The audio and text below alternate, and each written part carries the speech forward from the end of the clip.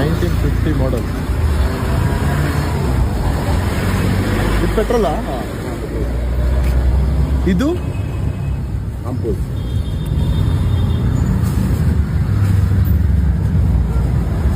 ಇದು hand break.